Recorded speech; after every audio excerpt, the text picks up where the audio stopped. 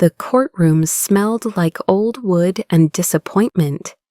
Funny how certain scents can transport you back to every moment you've ever felt small.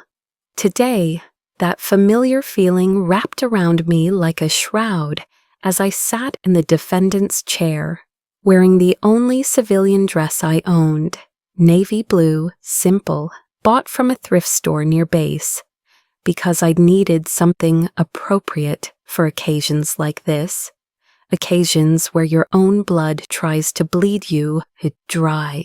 My mother sat across the aisle, her diamonds catching the morning light, streaming through tall windows. Those same diamonds I remember counting as a child when she'd brush my hair, back when I still believed her hands held love instead of ledgers. She wore her favorite Chanel suit, the cream one she saved for moments of triumph. Apparently, suing your daughter for $127,000 qualified as such a moment. Your Honor, their lawyer, Henderson, according to his gleaming nameplate, stood with the kind of confidence money buys. We've documented every expense, every investment Mr. and Mrs. Williams made in their daughter's upbringing. Room and board from ages 16 to 18 when she was legally still their dependent. Educational expenses for SAT prep courses she abandoned. Medical bills, transportation costs, even the graduation dress she never wore because she chose to enlist instead of attending university. He slid a manila folder across the judge's bench, 3 inches thick. They'd kept receipts for my entire existence. I watched my father straighten his tie, the silver one I'd bought him for Father's Day when I was 12, using babysitting money.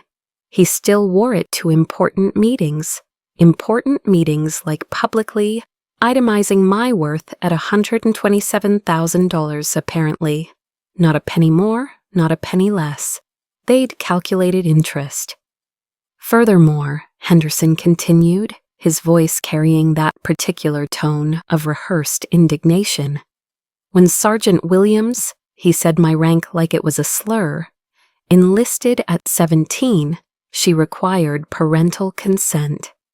My clients provided that consent with the explicit understanding that military bonuses and benefits would be used to repay her debts to the family.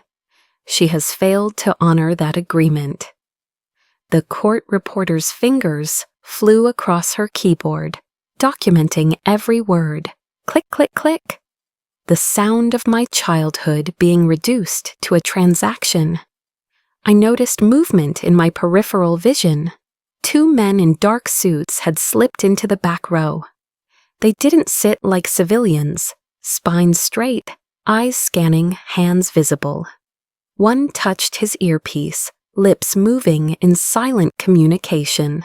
The bailiff's hand drifted toward his radio, a gesture so subtle only someone trained to watch for danger would notice. The judge, Honorable Patricia Chen, according to the nameplate, reviewed the documents with the kind of thoroughness that made my stomach clench. Her eyes moved methodically through each page, occasionally pausing to make notes. She had kind eyes, the sort that had probably seen too many families tear each other apart in this very room. I see extensive documentation here, Judge Chen finally spoke, her voice neutral but not unkind. Mrs. Williams, do you wish to add anything to your attorney's statement? My mother stood with practiced grace, smoothing invisible wrinkles from her skirt. Your Honor, we gave our daughter everything. Private tutors when she struggled in school, therapy when she showed antisocial tendencies. We tried to guide her toward a respectable future. Instead, she threw it all away to play soldier. Playing soldier. The words echoed in the chamber, bouncing off wood-paneled walls that had witnessed centuries of family destructions, as if the shrapnel scars hidden beneath my dress were from a game. as if the names tattooed on my ribs, Martinez, Johnson, Powell, were imaginary friends instead of real soldiers who didn't make it home. She abandoned her family obligations, Mother continued, her voice catching in perfectly rehearsed emotion. We invested in her future, and she repaid us with abandonment. Radio silence for 3 years, not a single call on Christmas. We had to learn about her deployments from other people's Facebook posts. I almost laughed.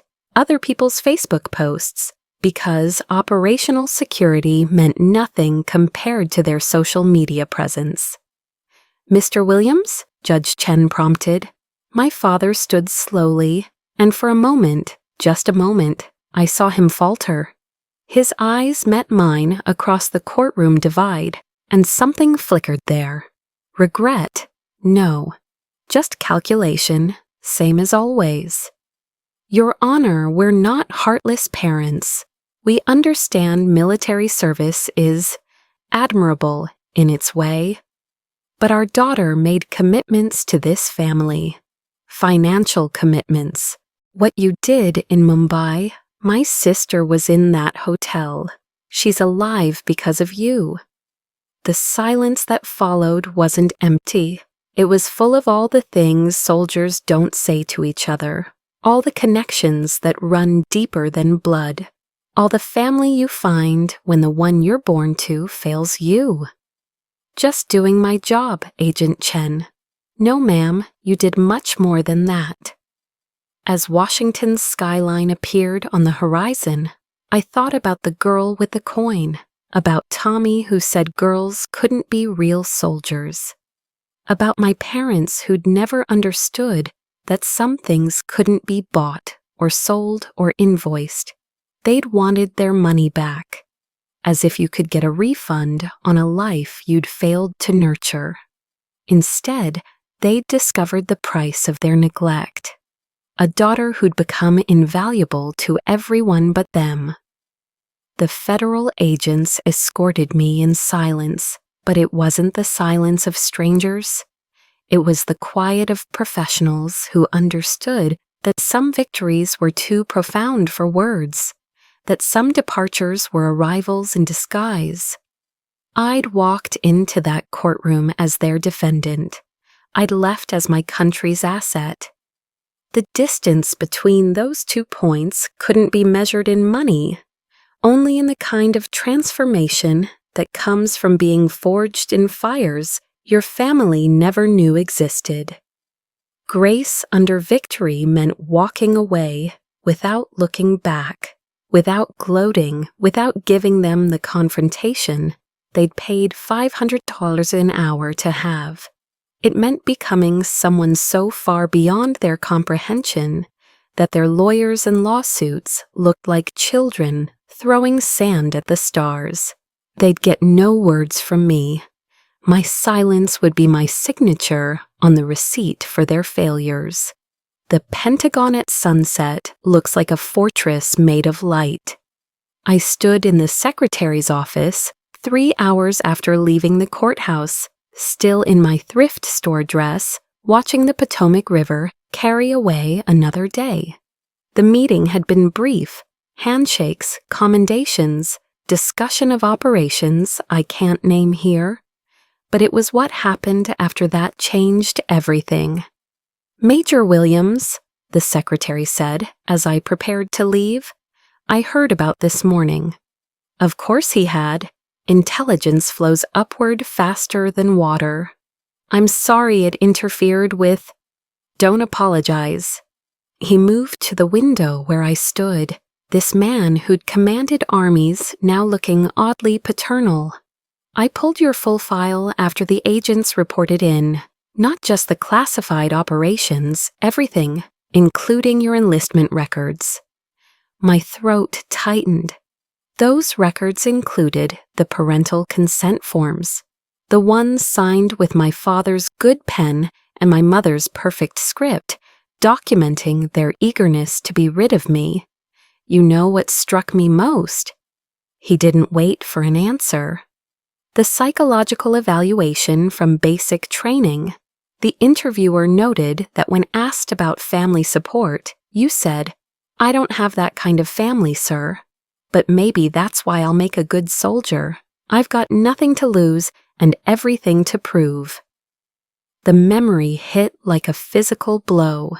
18 years old, skinny and scared, pretending strength I didn't yet possess. "You were wrong, Major, about having nothing to lose." He turned from the window.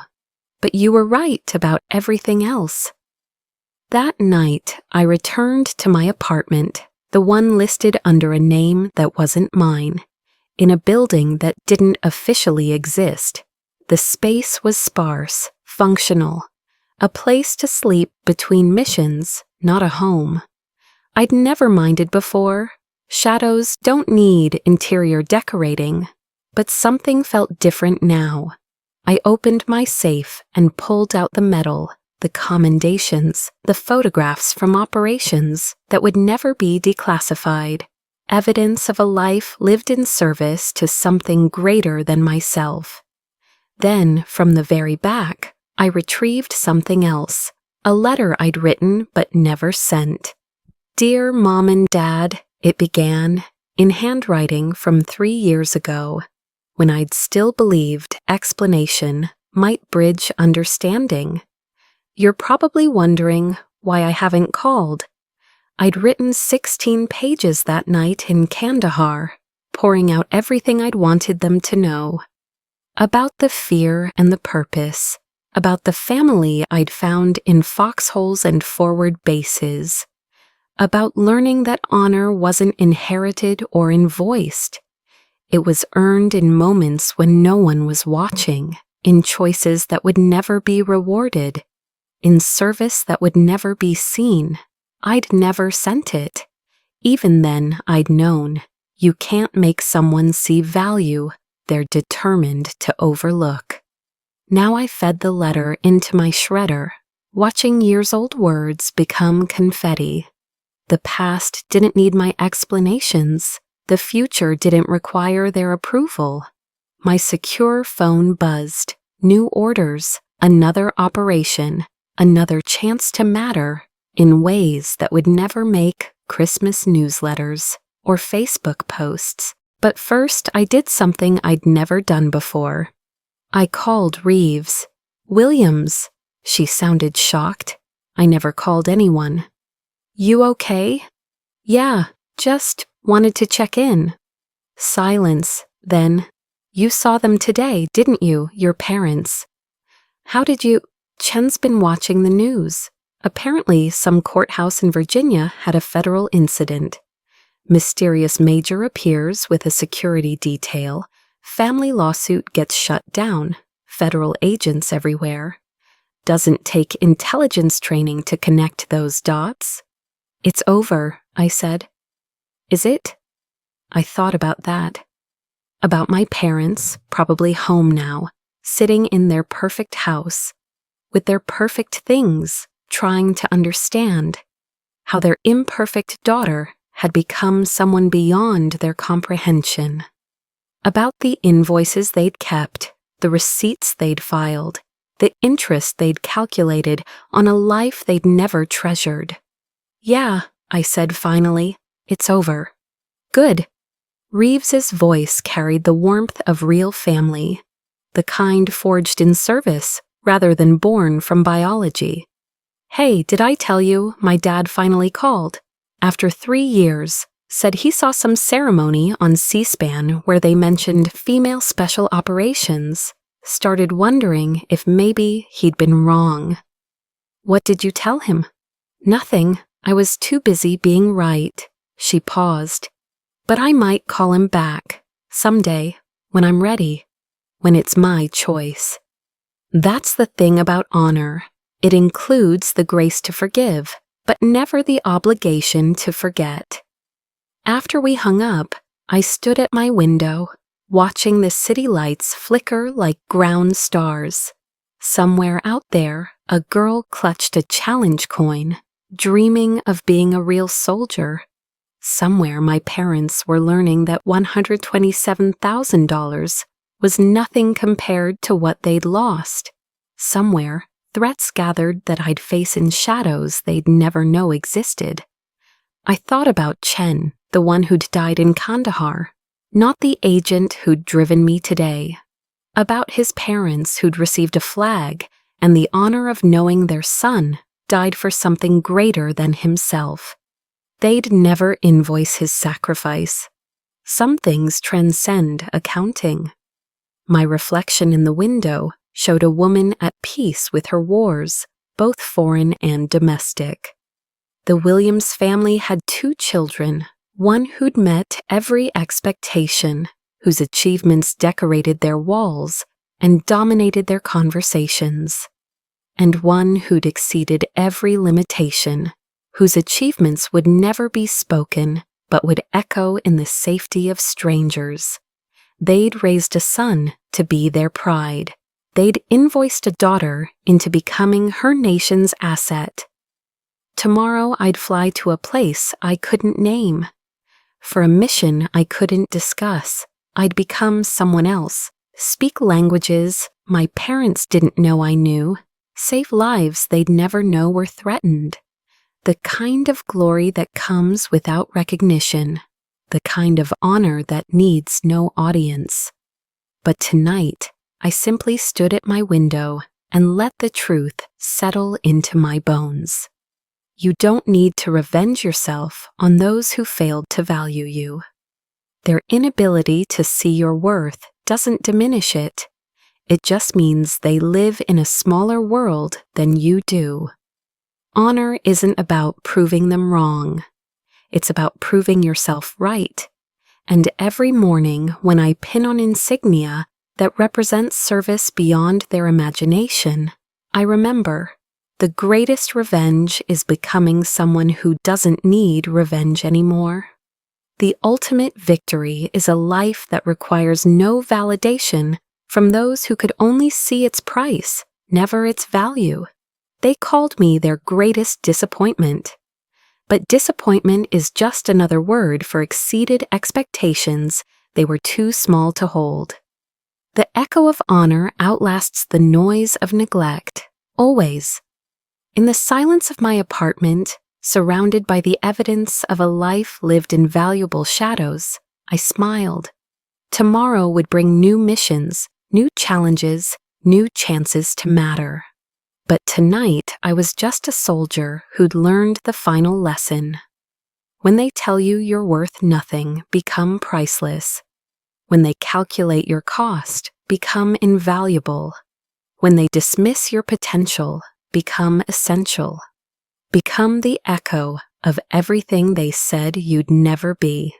If this story resonated with you, if you've ever been undervalued, dismissed, or forced to prove your worth to people who should have seen it all along, then you understand why we tell these stories. At Refined Revenge, we believe the best revenge isn't served cold. It's served with such grace that it leaves your detractors speechless. Every week, we share stories of people who transformed their pain into power, their dismissal into distinction.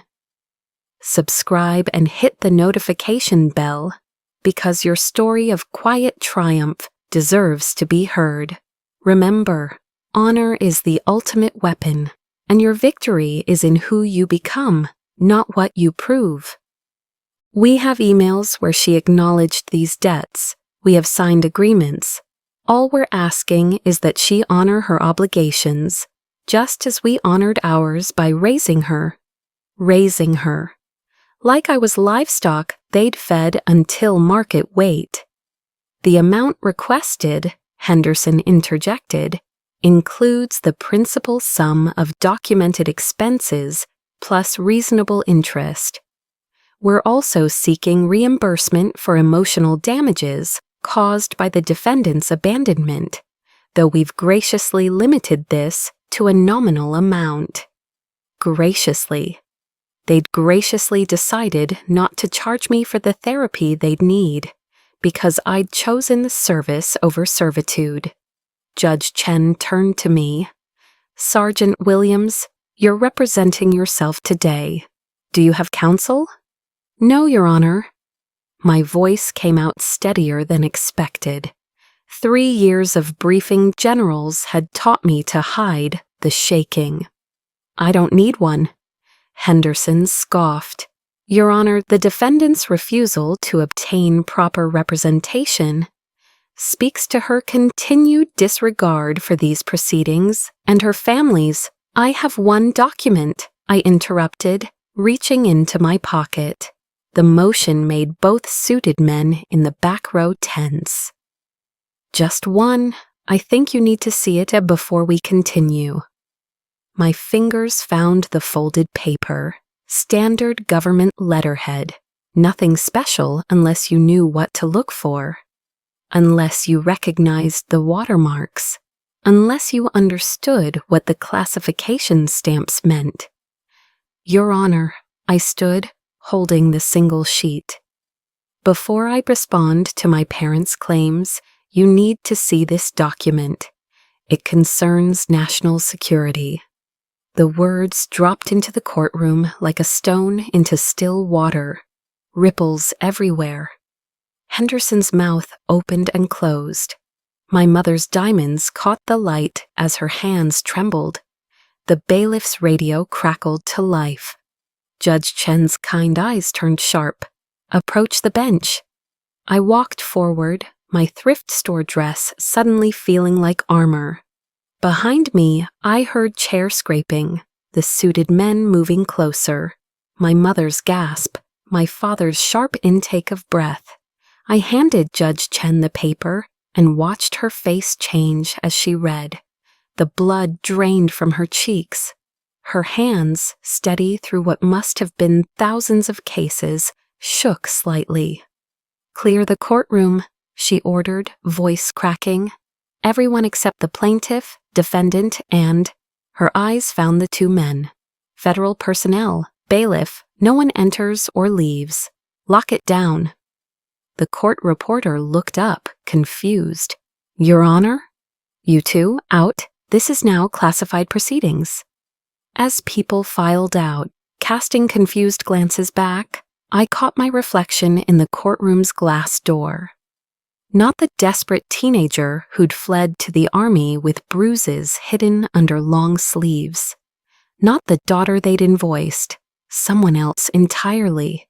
Someone they'd never bothered to know. The door locked with a definitive click. 7 people remained in a room built for hundreds. And for the first time in my life, I watched my parents realize they'd made a terrible miscalculation. They'd demanded everything from someone who'd become everything they never expected. In the silence that followed, I heard my drill sergeant's voice from that first day of basic training. The Army will break you down to nothing. But if you survive, what gets built back up? That's bulletproof. The first time I understood I was a transaction, I was 6 years old. My brother David was getting his Harvard acceptance letter framed. Yes, framed like it was the Constitution. And Mother was calculating celebration costs on her monogrammed notepad. The party will run about $3,000, she murmured to Father. But it's an investment in his future connections. I sat at the kitchen table, coloring inside the lines like she'd taught me when she noticed me watching. Sarah, honey, don't use so much of the blue crayon. Those are expensive. Expensive. Even the crayons had a price tag in the Williams household. I grew up in the kind of house that looked perfect from the street. Colonial style, white pillars, manicured lawn that Father measured with a ruler to ensure the grass never exceeded 2 inches. Inside, every room was a museum to their success. David's trophies lined the mantel. His honor roll certificates wallpapered the den. His senior portrait, the one where he looked like a young senator, hung over the fireplace in an ornate gold frame. My school photos sat in a drawer somewhere. We'll hang them when you achieve something worth displaying, Mother explained when I asked. By the time I turned 12, I'd learned the family economy. David got a new car for his 16th birthday. I got a bus pass and a lecture on self-sufficiency. David's SAT tutor cost $200 an hour. My struggles with math were met with, well, not everyone is academically gifted. Have you considered trade school? But the real education began at 16 when they presented me with my first invoice. Room and board, Father explained, sliding the paper across the dinner table between the pot roast and green beans. You're old enough to understand that nothing in life is free. Consider this preparation for the real world. $500 a month. For the bedroom I'd slept in since birth. For the food they were legally required to provide. For the privilege of existing in their space, while being reminded daily that I was an unexpected expense. Born 10 years after their real child, disrupting their early retirement plans. I paid it, worked nights at a grocery store, came home to study at 2 a.m., slept through first period. My grades slipped, their disappointment grew, the cycle perfected itself. You see, Mother told her book club, loud enough for me to hear from the kitchen. Some children just don't have drive. We've given her every opportunity, but she'd rather stock shelves than apply herself. Every opportunity.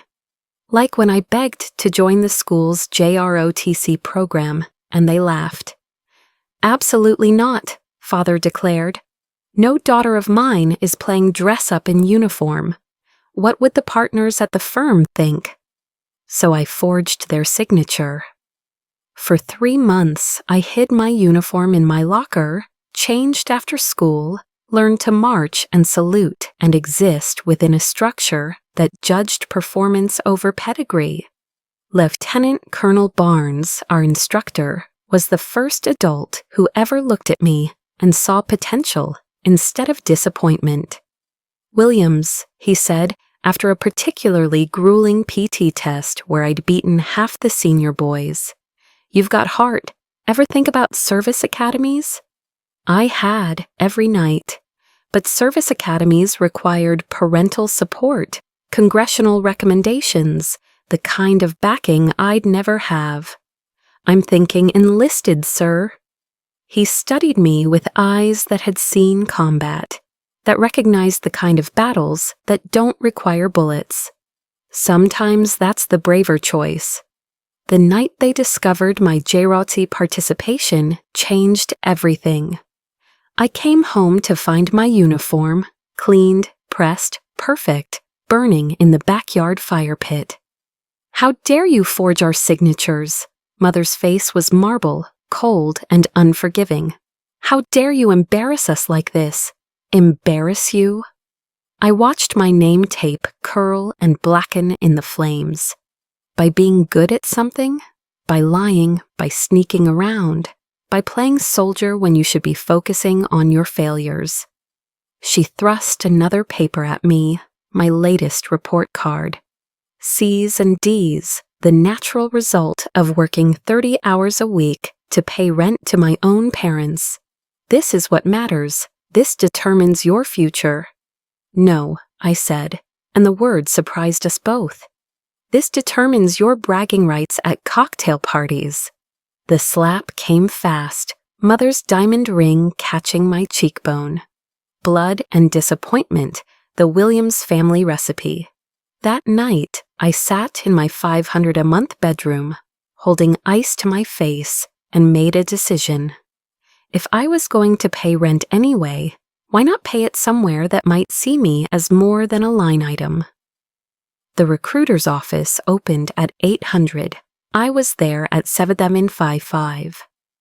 I want to enlist, I told Staff Sergeant Morrison, a woman with eyes that had seen the world beyond suburban prisons. But I'm 17. I need parental consent. She looked at my face, the bruise already purple, despite the concealer I'd applied. They'll sign, for the right price, and they did. When I presented it as a business transaction, signing bonus to pay my debts, Montgomery GI Bill to fund my own education so I'd no longer be their financial burden, Father pulled out his good pen. "At least the military will teach you discipline," he said, signing with the same flourish he used on million-dollar contracts. Lord knows we couldn't. Mother added her signature with pursed lips. "When you fail out of basic training, don't expect us to take you back without a payment plan for the inconvenience."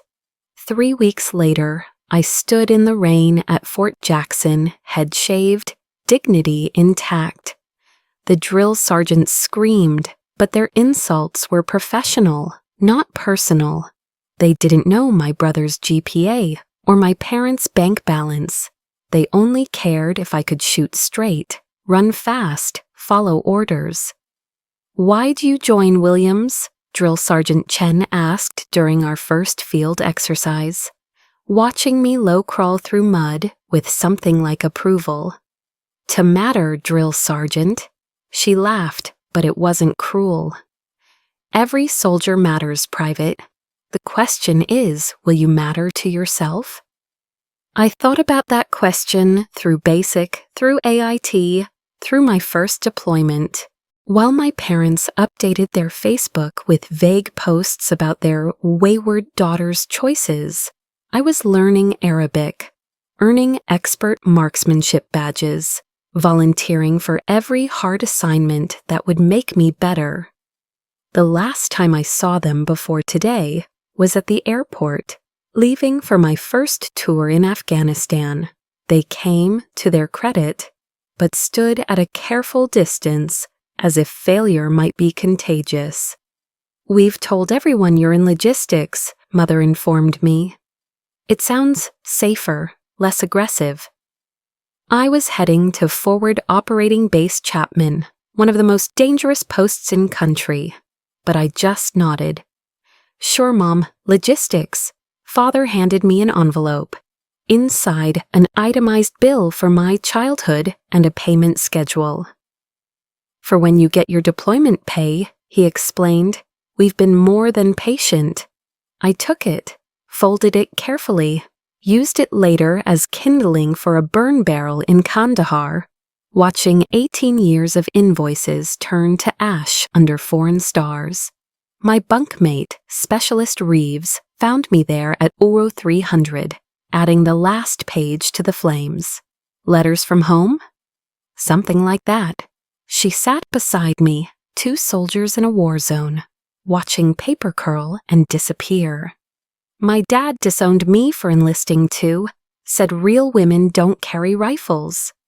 "What did you tell him?" "Nothing, I just got really good at carrying a rifle." She grinned. "Expert marksman, 3 commendations. Let the medals do the talking." Let the medals do the talking. I liked that. Brass and ribbon instead of words, achievement instead of argument. "Besides," Reeves added, standing to head back to our quarters, "the Army's got something our families don't." "What's that?" "Faith in what we can become, not disappointment in what we are." That night, I lay in my bunk listening to incoming fire in the distance and realized something. For the first time in my life, the sounds of war were more peaceful than the silence of my childhood home. At least here, the dangers were external. At least here, my worth wasn't measured in debt. I pulled out my notebook and wrote, "Home is where they have to take you in. The Army is where they teach you to earn it." 3 years later, that wayward daughter they'd written off would become something they never calculated in their ledgers, something priceless, something they couldn't invoice, something bulletproof. The email arrived at 02:47 hours Kandahar time. I know the exact minute because I was on watch, monitoring comms in our makeshift operations center. The The base Wi-Fi, unreliable on good days, chose that moment to sync 3 weeks of delayed messages. Photos from home, spam about VA loans, and one email that would sever the last threads connecting me to the people who gave me life but never gave me love. Subject line: Legal notice. Williams v. Williams, demand for payment. My hands were still shaking from the mortar attack 6 hours earlier. Dust coated everything: our equipment, our lungs, our hope of ever feeling clean again. Private Chen was in the medical tent with shrapnel wounds. Sergeant Martinez was writing letters to Chen's family just in case. And somewhere in suburban Virginia, my parents had hired lawyers. I opened the attachment against my better judgment. 23 pages of legal documentation. They'd hired Brennan and Associates. I recognized the letterhead from Father's deals. High-end firm, the kind that bills $500 an hour to destroy families with precision. Dear Ms. Williams, it began as if I hadn't earned my rank. Our clients, Robert and Catherine Williams, have retained our services to recover outstanding debts incurred during your minority and subsequent abandonment of familial obligations. They'd itemized everything, not just the big expenses, rent, food, utilities, but the small cruelties too. $47.83 for the inhaler when I had an asthma attack at 14. $23.50 for tampons over 2 years. $124 for the locksmith when I lost my house key in 3rd grade. Gas money for driving me to school. $2,147 Venmo Christmas presents. Ages 6-17. $4,923 generously calculated at below market rates. Emotional counseling for dealing with my behavioral issues. $8,500 realize my behavioral issues. Like crying when they forgot my birthday. Like asking why David got celebrated for B's while I got punished for A-minuses. Like existing. But the paragraph that broke something inside me came near the end. Furthermore, our clients have suffered significant emotional and reputational damages due to the defendant's choice to pursue military service against their explicit wishes. This selfish pursuit of military glory has cost the Williams family considerable social standing within their community. The defendant's refusal to maintain contact or provide financial recompense for her upbringing demonstrates a callous disregard for the sacrifices made by her parents. Interest has been calculated at 7% annually, compounded monthly from the date each expense was incurred. Military glory. I looked around our glorious operations center, plywood walls, sandbags for furniture, the smell of burn pits mixing with desert dust, Chen's blood still on my uniform from carrying him to the medics, Martinez quietly crying over his letters, glory. Williams, you good? Lieutenant Morrison noticed my face. Just news from home, ma'am. She glanced at my screen, saw the legal letterhead. Her expression softened. Need a minute? No, ma'am, but I need to send something. I composed my response carefully. Not to the lawyers, never give lawyers ammunition. To my parents' personal emails, the ones they thought I didn't have. Received your legal notice. 2 things you should know. Specialist Chen died 20 minutes ago. 19 years old. His parents will get a flag, and whatever comfort knowing he died for something bigger than himself can bring. I will not respond to your lawyers. I will not acknowledge your invoices. As of this moment, you have no daughter. I'm sure that will help with your reputational damages. Don't contact me again. Send. Then I did something else. Changed my emergency contacts to Lieutenant Morrison. Updated my SGLI, my life insurance, to go to the Wounded Warrior Project. Redirected my mail to a P.O. box on base. password protected everything with answers to security questions they'd never know. Not mother's maiden name or the street I grew up on. New answers. Who saved your life? Chen. Where is home? Wherever my unit is. The next email bounced back. They'd blocked me. Somehow, being the one cut off hurt worse than cutting them off. I walked outside into the pre-dawn darkness. The burn pit was going, they always were, consuming the detritus of war. I still had their letter in my pocket, the one father gave me at the airport with my childhood invoice. I'd carried it for 2 years like a stone, a reminder of what I owed. The fire welcomed it. Paper caught fast in the dry desert air. "Whatcha burning?" Reeves appeared beside me, as she always did when someone needed steadying. "Bridges. Good ones or bad ones? Expensive ones. Apparently I owe $127,000 for the privilege of being born." She whistled low. "My parents just called me a disappointment. Yours sent lawyers? They're very thorough people." We watched the last of my childhood debt turn to ash and rise with the smoke. Around us, the base stirred to life. Soldiers heading to chow. Helicopters spinning up. Another day in our glorious war. "You know what Chen said to me yesterday?" Reeves asked. "Before the attack?" I shook my head.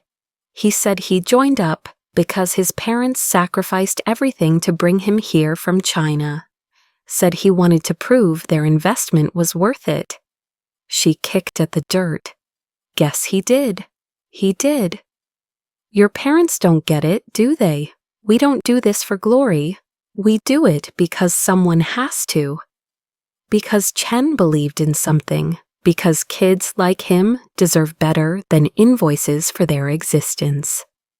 I thought about that as the sun crested the mountains, painting everything in reds and golds. Chen would never see another sunrise. His parents would grieve with honor. Mine would calculate their losses and adjust their social calendar accordingly. I'm done trying to pay debts to people who see me as a liability, I said. Good. Reeves shouldered her rifle, ready for patrol. Family isn't about blood or bills. It's about who shows up when the mortars fall. That night, I sat in Chen's empty bunk. Someone had to pack his things. And found his notebook. He'd been learning English, practicing by writing letters to his parents he couldn't send yet because he wanted them perfect. "Dear Ma and Ba," one began, "I am proud to wear this uniform. Not because it makes me American, but because it proves I am worthy of the chances you gave me. Every day I try to earn the life you sacrificed for." I closed the notebook, sealed it with his other effects. His parents would receive it with his medals, his flag, the honor he'd earned with his life. My parents would receive silence and bills from their lawyers, and whatever comfort they could find in their balance sheets. The desert wind picked up, rattling our thin walls. Somewhere, a soldier played taps for Chen. The notes hung in the air like a question. What makes a life worth living? What makes a sacrifice worth honoring? I knew my answer, and for the first time since receiving that email, I smiled. They could invoice my childhood. They could calculate interest on my existence. They could hire every lawyer in Virginia, but they couldn't bill me for the person I'd become in spite of them. That transformation, that was mine. Earned in places they'd never go, beside people they'd never understand, for reasons they'd never value. I used the ashes from their letter to blacken my face for the next mission. Let the past camouflage me for the future. Let their demands disappear into the desert like smoke. Some bridges, once burned, light the way forward. The tap on my shoulder came at IWO 300 in a nondescript hallway at Bagram Airfield. Sergeant Williams, Colonel Mitchell needs to see you now. You learn to read urgency in the military. This wasn't disciplinary. My record was spotless. This wasn't grief. We'd already processed Chen's loss. This was something else, something that made my escort's eyes avoid mine, and his pace just a little too quick. Colonel Mitchell's office was underground, past 3 security checkpoints I'd never seen before. No windows, no personal effects, just maps with classifications that made my clearance feel like a child's library card. "Sit," Mitchell said. She was maybe 45, with eyes that had seen enough to age them decades more. "Do you know why you're here?" "No, ma'am." "Because you speak 4 languages fluently. Because your combat assessments rank in the top 2%. Because your psychological profiles indicate an unusual ability to compartmentalize. And because you have no meaningful personal connections that could be leveraged against you." That last part stung, even though I'd made it true. "We've been watching you, Williams. Your work in Kandahar, the intelligence you gathered during that market operation last month, the one that didn't officially happen. You have a gift for becoming invisible when needed and visible when necessary." She slid a folder across the desk. Black cover, no markings. "This is an invitation, not an order. Open it in private, decide in silence. If you accept, you'll report to these coordinates in 72 hours. If you decline, we never had this conversation." Back in my quarters, I opened the folder with hands that had steadied through firefights but trembled now. Defense Intelligence Agency, Special Activities Division, the kind of unit that didn't exist in any public record, whose missions were briefed to maybe 5 people in the world, the kind of unit where a girl from suburbia could disappear entirely and be reborn as something her parents could never invoice. I reported in 71 hours. What followed was 18 months of the most intense training of my life. Not just weapons and tactics, I'd mastered those. This was different: psychology, technology, history, culture, how to read micro-expressions in 7 different cultural contexts, how to hide in plain sight, how to gather intelligence from conversations that never officially happened.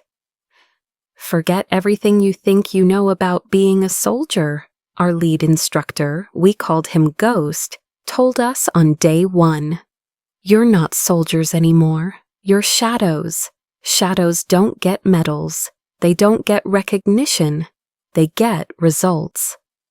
While my parents' friends asked about their wayward daughter at country club brunches, I was in Prague identifying weapons dealers.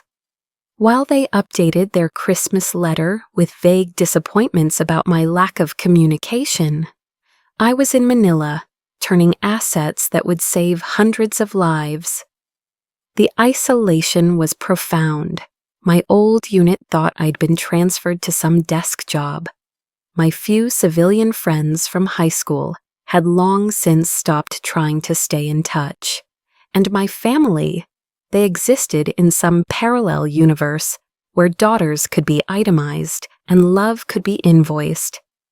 I excelled in the shadows, maybe because I'd grown up in them. My first major operation came in Yemen.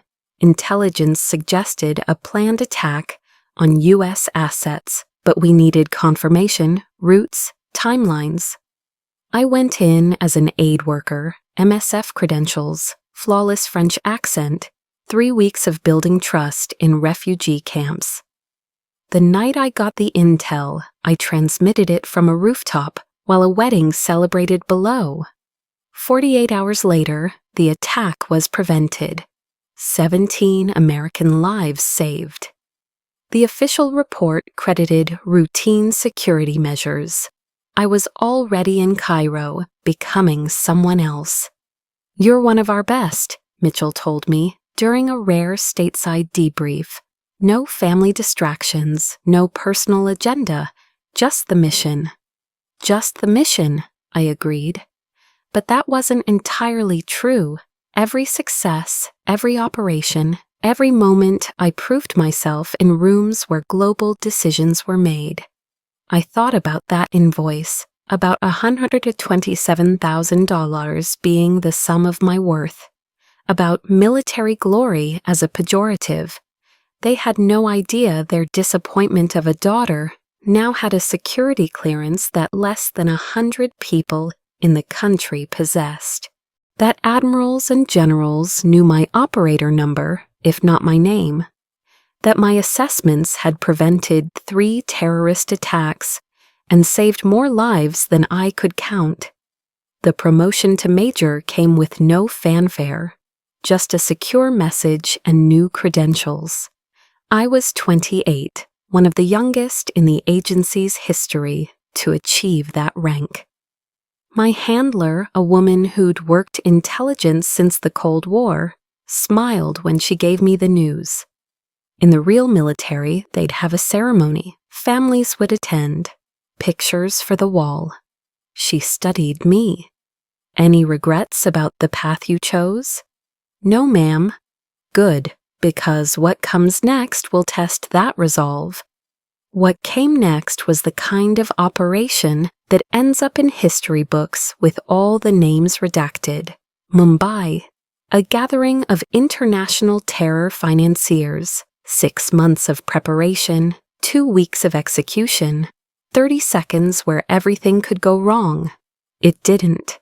My intelligence was perfect, my placement precise.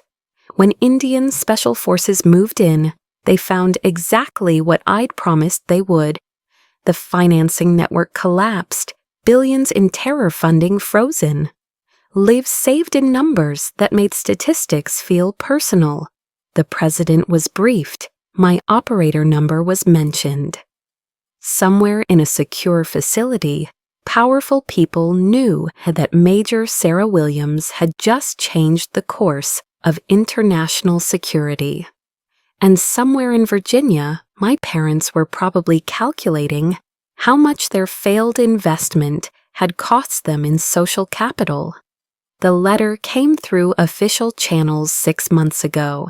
Presidential Medal of Freedom, the classified version that comes with no public ceremony, no photo ops, just a small box delivered by someone who doesn't officially exist to someone else who doesn't officially exist. I opened it alone in my apartment, the one listed under a name that wasn't mine, in a city I couldn't tell anyone I lived in. The medal was beautiful. The citation, brief and heavily redacted, mentioned extraordinary service to national security interests. I thought about calling someone, anyone, but who? My team only knew me by my operator designation. My handlers saw me as an asset.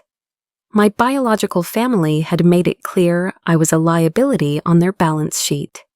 So I put the medal back in its box, filed it with the other classified commendations I couldn't display, and went back to work. Because shadows don't need recognition, they just need purpose. But shadows also keep secrets. And the biggest secret I carried wasn't any operation or intelligence asset. It was the document in my safe, the one Mitchell had given me after Mumbai, the one marked with classification stamps that would make most clearance officers nervous, the one that designated me as a protected national security asset, with all the legal implications that carried. My parents thought they were suing their disappointment of a daughter for $127,000. They were actually taking on the United States intelligence community. They just didn't know it yet. Judge Chen's hands trembled as she read the document for the 3rd time. The courtroom had been cleared for 7 minutes now. 7 minutes of silence so complete, I could hear my mother's Cartier watch ticking, counting out the seconds of their ignorance. The two federal agents had moved closer, positioning themselves with the casual precision of professionals who'd done this before. "Your Honor," Henderson finally found his voice, "I must object to these theatrical." "Counsel," Judge Chen's voice cut through his protests like a blade through silk. "Are you familiar with Title 50 of the United States Code, Section 3121? Henderson's mouth opened and closed. My father, who prided himself on knowing every legal angle in his business dealings, looked lost. "Your Honor, we're here for a simple civil matter regarding familial debts." "Mr. Williams." The judge removed her reading glasses, and I saw something in her eyes I'd seen before. The moment a civilian realizes they've stepped into waters far deeper than they imagined. "Your daughter, Major Williams, is designated under federal law as a protected intelligence asset.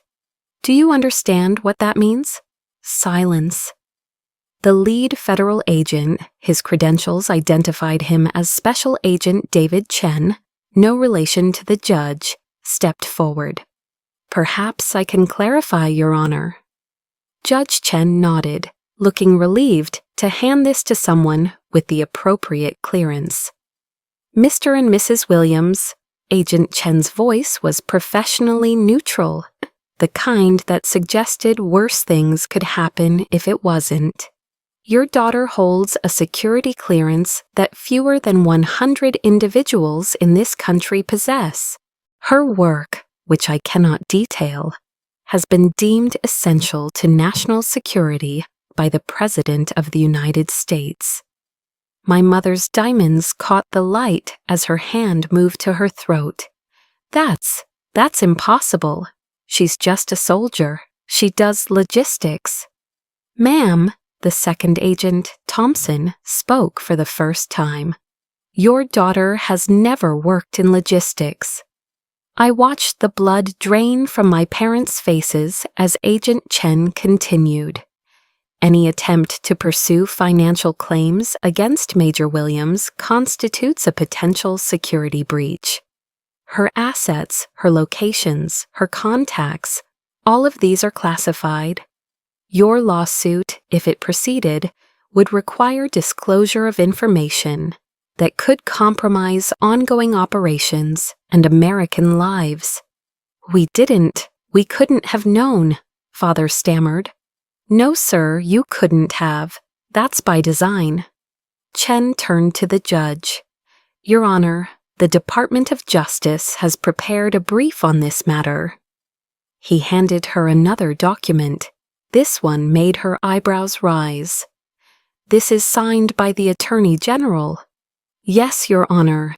Given the sensitive nature of Major Williams's work, the federal government has taken a special interest in protecting her from any civilian entanglements that could compromise her effectiveness." The word stung. Entanglements. That's what family had become. Henderson tried once more, his expensive confidence crumbling. "Your Honor, surely my clients have the right to recover legitimate debts." "Counsel," Judge Chen's voice had gone cold. "Are you suggesting that the financial claims of your clients supersede national security interests?" "No, Your Honor, but are you aware that pursuing this matter could be construed as an attempt to compromise a federal intelligence asset?" Henderson went pale. "No, Your Honor, we withdraw all claims." "I haven't finished." The judge turned to my parents. "Mr. and Mrs. Williams, I need you to understand something. Your daughter, the one you've been pursuing for $127, has a service record that I've just been partially briefed on. Partially because most of it is too classified for even me to see." She held up a redacted page. Black bars covered 90% of the text, but what remained was enough. Presidential commendation, saved American lives, critical intelligence, extraordinary valor, youngest recipient. My mother made a sound, not quite a gasp, not quite a sob.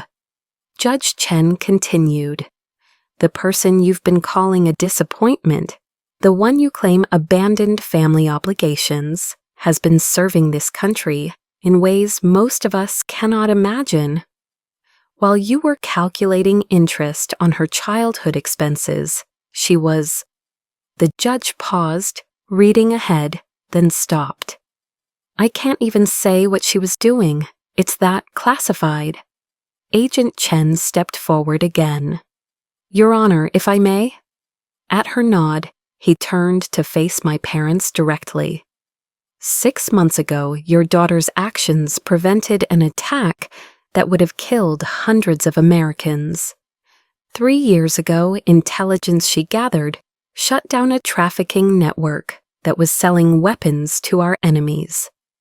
Last month," he glanced at me, and I saw respect in his eyes. "Last month, she did something that earned a personal thank you from the president.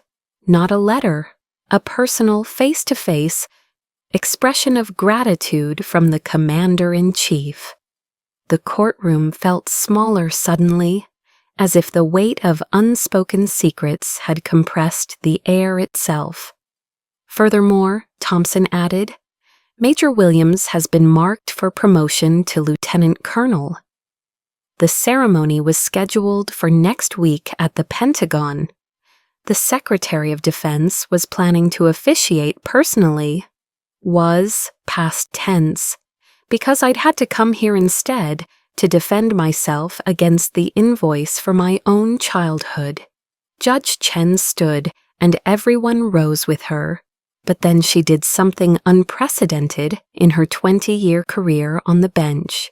She descended from her platform and walked directly to where I stood. "Major Williams," she said, loud enough for everyone to hear, "this court recognizes your service." And then, in a gesture that would have violated every protocol in a normal proceeding, she saluted. Not a civilian's approximation, but a proper salute. Judge Patricia Chen, I realized, reading her posture and precision, had served. Maybe JAG, maybe years ago, but she knew. I returned the salute, muscle memory overriding the surreal nature of the moment. Behind me, I heard my father's sharp intake of breath, my mother's jewelry clicking as she clutched her pearls, literally, finally, giving truth to the cliché. "Your Honor," Agent Chen said quietly, "there's one more matter. Major Williams's flight to Washington departs in 90 minutes. The Secretary is still expecting her. Then we should conclude this quickly." Judge Chen returned to her bench, her voice now carrying the kind of authority that came from understanding exactly who stood in her courtroom. "This case is dismissed with prejudice. All claims are void. Furthermore, I'm issuing a restraining order. Mr. and Mrs. Williams, you are prohibited from any further legal action against your daughter and from any attempt to contact her regarding financial matters." "Your Honor," my mother stood, trembling. "Please, we didn't know, we didn't understand. Sarah." "Major Williams," Judge Chen corrected sharply. "You'll address her by her rank, which she earned despite your best efforts to diminish her." The finality in her voice broke something in my mother. She sank back into her chair, age showing through her perfect makeup. Henderson gathered his papers with shaking hands. 3 inches of documentation, 23 pages of itemized grievances, years of resentment, all worthless now. "Your Honor, about our fees." "That's between you and your clients, counsel.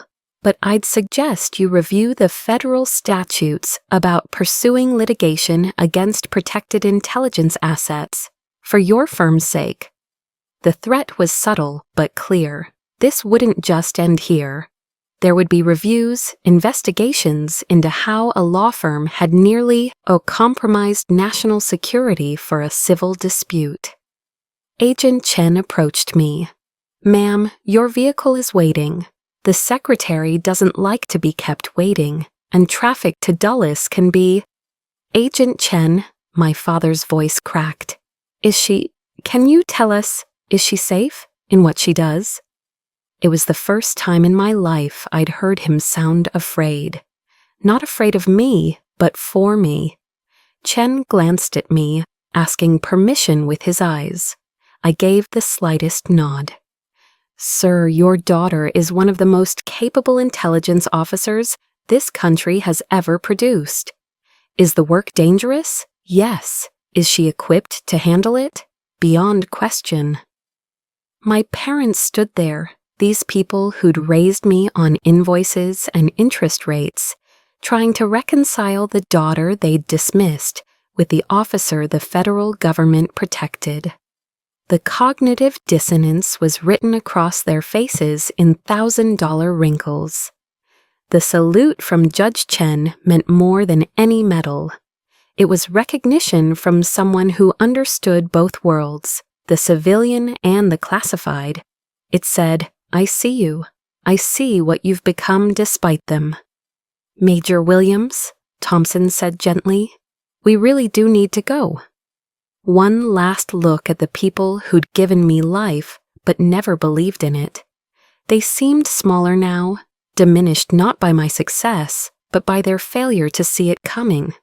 They'd wanted $127,000. They'd just learned their daughter was priceless. I stood slowly, my movements deliberate and measured, the way Ghost had taught us to move when every eye in a room was watching. The courtroom felt like a stage, and for the first time in my life, I understood that some performances weren't about seeking applause, but about making an exit that would echo in silence. My dress, that thrift store find I'd thought was armor, suddenly felt like exactly what it was, a costume I no longer needed. Beneath it, I was all the things they'd never bothered to see. The scars on my ribs from Kandahar, the burn mark on my shoulder from Mumbai, the muscle memory of 1,000 hours of training that had turned a discarded daughter into someone the Secretary of Defense was waiting to meet. "Sarah." My mother's voice broke on my name, the first time I'd heard her say it without disappointment in years. "Sarah, please."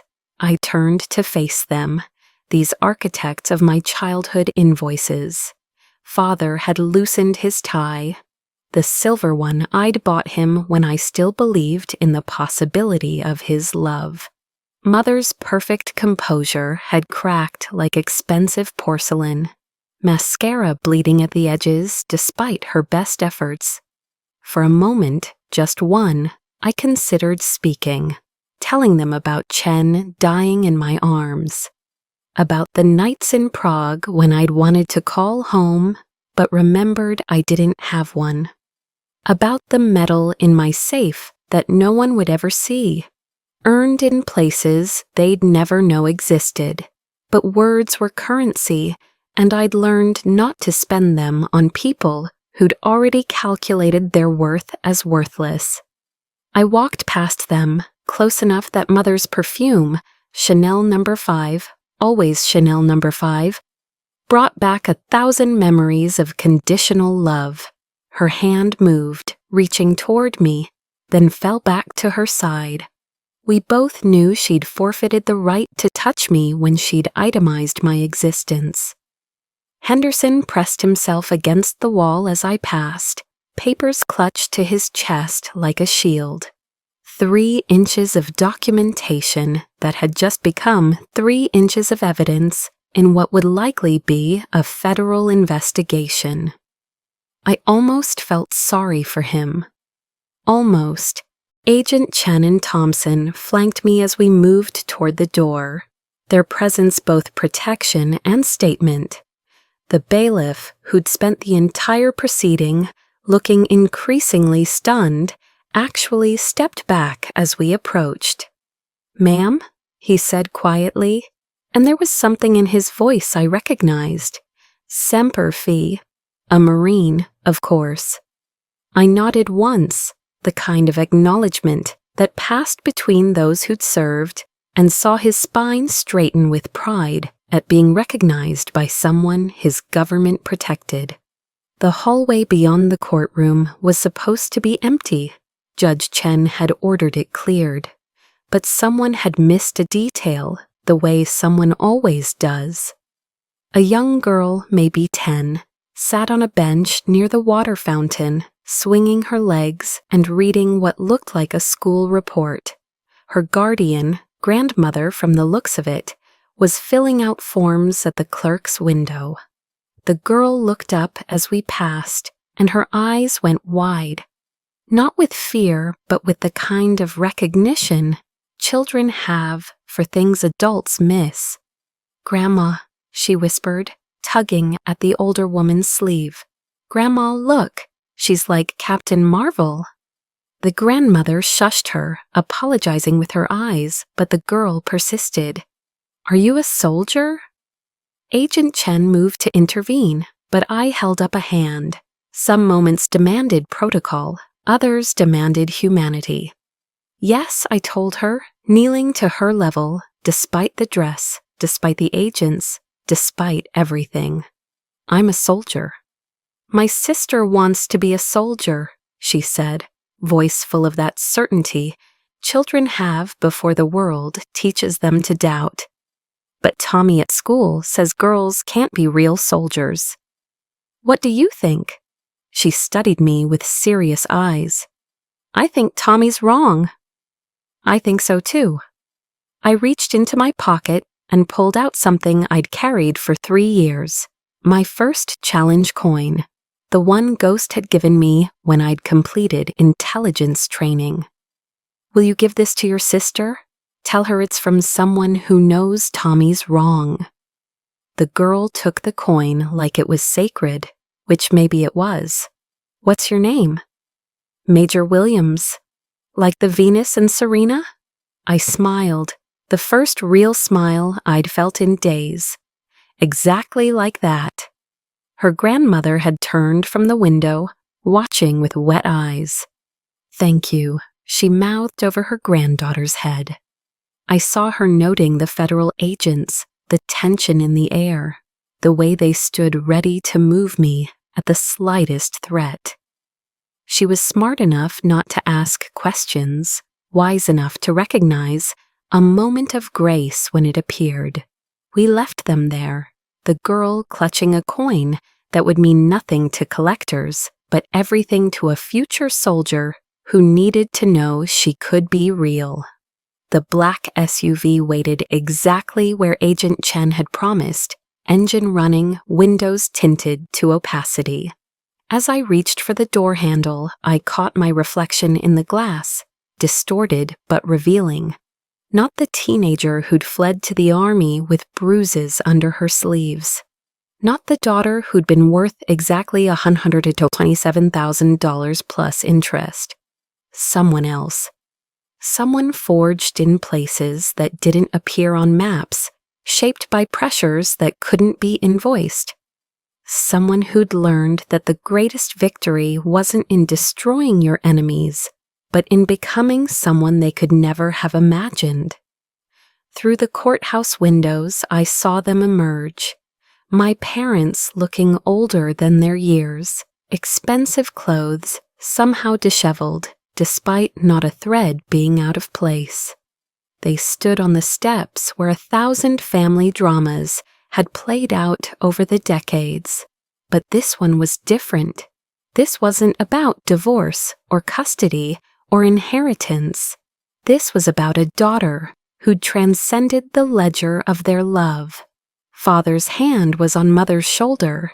When was the last time I'd seen them touch with tenderness rather than transaction?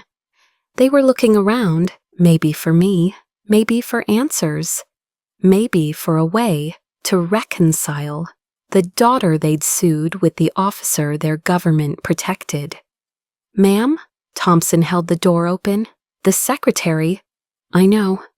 But I took one more moment, watching the people who'd given me life stand small against the courthouse steps. They'd entered that building believing they were owed something. They were leaving knowing they'd lost everything. No, that wasn't right. You can't lose what you never bothered to value. I slid into the SUV, leather seats cool against my back.